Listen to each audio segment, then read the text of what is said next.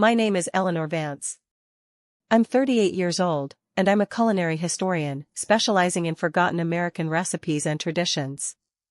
I stood at the head of the polished mahogany table, the scent of roasted turkey and sage stuffing thick in the air, a familiar knot tightening in my stomach. My mother, Evelyn, had just given me that saccharine smile, the one that never quite reached her eyes, and said, "Eleanor, darling, would you do us the honor? Say grace tonight." I knew exactly what it was, a performance. A subtle, calculated humiliation. My sister, Clara, across the table, barely concealed a smirk behind her wine glass. She'd probably put Mom up to it. They expected me to fumble, to deliver some earnest, overly academic blessing that would sound out of place among their polished chatter, confirming their belief that I was just a little too much. Too earnest, too traditional, too invested in things they considered quaint. But tonight, something shifted inside me. The usual sting of their dismissal was replaced by a cold, quiet resolve. I would say grace, all right. And I would thank them, truly, for showing me exactly who they were. To understand why this moment felt like a loaded gun, you need to understand the history of our family table. For as long as I could remember, dinner at my mother's house was less about communion and more about competition. My older sister, Clara, a corporate lawyer with a razor-sharp wit and an even sharper ambition, was always the golden child. Her achievements were lauded, her opinions sought, her every pronouncement treated as gospel. My path, studying the domestic arts and the social history of food, was met with polite, often condescending, amusement. "Eleanor's off digging up old recipes again," Mom would say to relatives, a slight shake of her head. "It's a lovely hobby, of course, but not exactly a career, is it?" Clara would chime in, "Well, someone has to keep the past alive, I suppose. Just as long as it doesn't interfere with her actual responsibilities." The implication was always clear: my work was frivolous, a childish indulgence. Their words were never outright cruel, but they chipped away at my confidence, leaving me feeling perpetually undervalued. My grandmother, Lillian, was the only one who truly understood my passion. She'd spend hours with me in her kitchen, teaching me to bake her famous sour cream apple pie, showing me how to read the faded script of her mother's recipe cards, explaining the stories behind each dish. It was Lillian who instilled in me the genuine meaning of grace, a moment of gratitude, reflection, and connection. After she passed away 5 years ago, that tradition, like so many others, felt hollowed out by my mother and sister's superficiality. The pressure to conform had been building steadily over the last few years. Clara, having made partner at her firm, decided it was time I got serious about my future. During a casual Tuesday lunch last spring, Mom had brought it up. "Clara says her firm is looking for an administrative assistant. It's good money, Eleanor, and think of the stability." I just secured a small grant to research regional American baking traditions, a project I was incredibly excited about. I tried to explain, but Clara cut me off. "It's a stepping stone, Elle. You can still play with your flour and sugar on the weekends. But a real job, with benefits, that's what you need."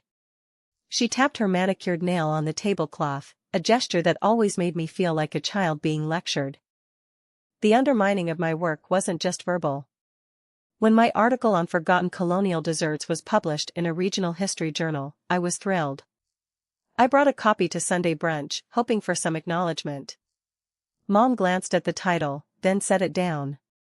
"Oh, that's nice, dear. Did you see Clara's latest brief? She's representing a major tech company. It's all over the news." Clara, of course, just smiled, a hint of triumph in her eyes. The article remained unread, a silent testament to their indifference. I thought that was the worst of it. It wasn't. The real shift in their behavior, the one that made me see them with stark clarity, came after grandmother Lillian's will was read.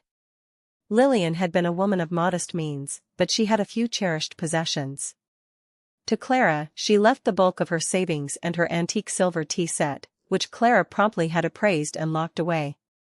To me, she left her collection of handwritten recipe cards, bound in a worn leather box, and a single, chipped ceramic pie plate, the one she always used for her sour cream apple pie. She also left me a small sum, enough to cover a few months of living expenses, with a note saying, "For your research, my dear. Keep the stories alive." My mother and Clara were aghast. A pie plate? And a box of old recipes? Evelyn had exclaimed, her voice tight with disbelief. Lillian must have been out of her mind. "Eleanor, darling, you should really let Clara have the silver. It's much more practical. And those recipes, they're worthless, really. We could just toss them." Clara, ever the pragmatist, offered me a trade. "I'll give you $1,000 for the recipe box, Eleanor. Consider it an investment in your hobby. You can't seriously want that old junk." It wasn't about the monetary value, it was about the sentiment, the connection to Lillian. They wanted to strip me of that, too, to replace it with something they deemed sensible.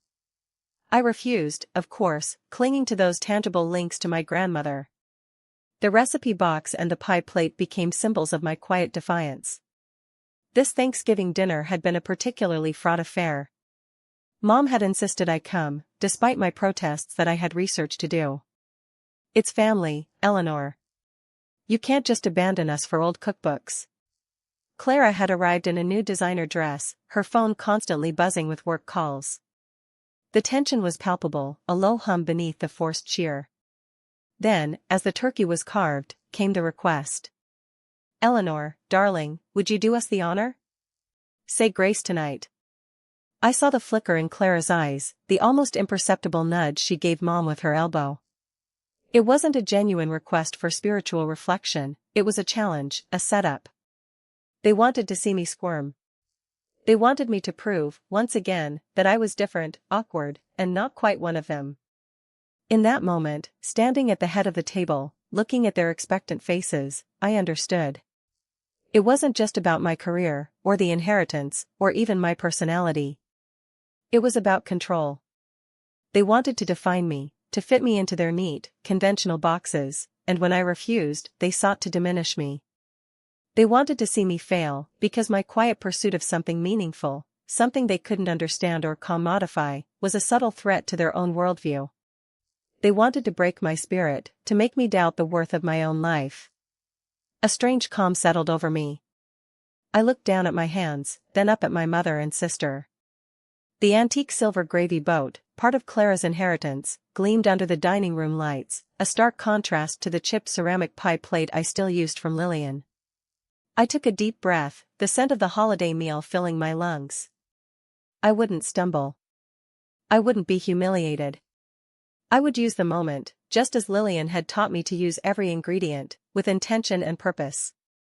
I didn't need to prepare a grand speech, the truth would be enough. "Yes, Mom," I said, my voice clear and steady, surprising even myself. "I would be honored to say grace." I closed my eyes for a moment, not in prayer, but in silent contemplation of all the years, all the subtle slights, all the moments of quiet disappointment. When I opened them, I looked directly at my mother, then at Clara. Their smiles faltered slightly. "Let us give thanks," I began, my voice carrying across the hushed table. "Thanks for this abundant meal, for the roof over our heads, and for the health that allows us to gather here today. For these blessings, we are truly grateful." I paused, letting the traditional words hang in the air. Then, I continued, my gaze unwavering, my tone shifting subtly, becoming sharper, more deliberate. "And I also want to give a special thanks tonight," I said, looking from my mother to my sister, "for the clarity you have both given me. Thank you for consistently reminding me of who I am and who I am not. Thank you for showing me, over and over, what true support looks like, and what it doesn't. Thank you for your unwavering belief in what you deem practical and sensible, because in doing so, you have only strengthened my resolve to pursue what is meaningful and authentic to me." My mother's face had gone pale, her smile completely vanished. Clara's jaw was tight, her eyes narrowed to slits. My aunt, sitting next to Clara, stared intently at the floral centerpiece, avoiding eye contact with anyone. The room was utterly silent, save for the hum of the refrigerator in the kitchen. "Most of all," I concluded, my voice firm, "I thank you for showing me who you are. For in seeing your true selves, I have finally been able to fully embrace my own." And for that, I am truly, deeply grateful. I sat down, the scrape of my chair against the floor echoing in the stunned silence.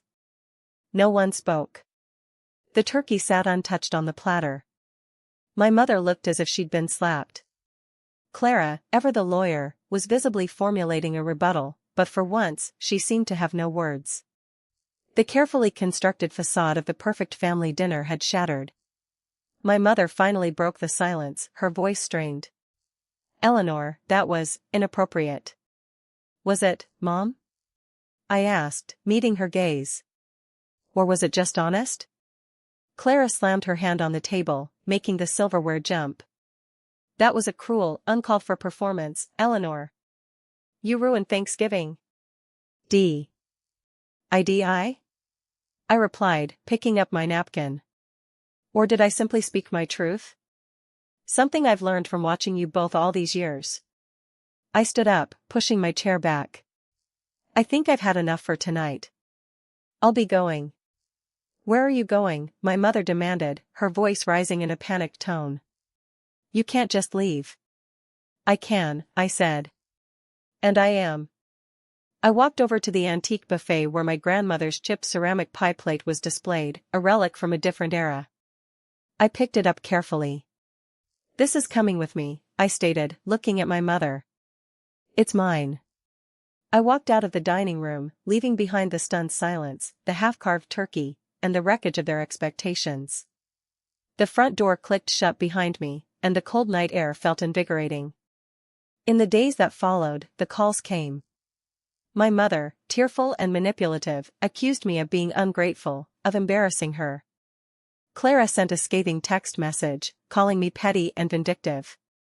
I didn't engage. I simply told them, calmly, that I needed space, and that our relationship, if it was to continue at all, would have to be on entirely new terms.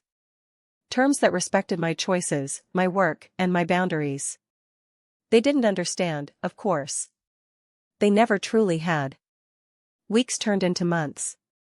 The calls from my mother became less frequent, less demanding. Clara stopped texting. The silence was, surprisingly, a relief. I focused on my research, on the stories held within Lillian's recipe cards, on the history I was determined to preserve. The chipped ceramic pie plate now sat proudly on my kitchen counter, a constant reminder. It no longer felt like a symbol of what I'd lost, but of what I'd found, my own voice, my own strength, and the courage to say grace in my own way.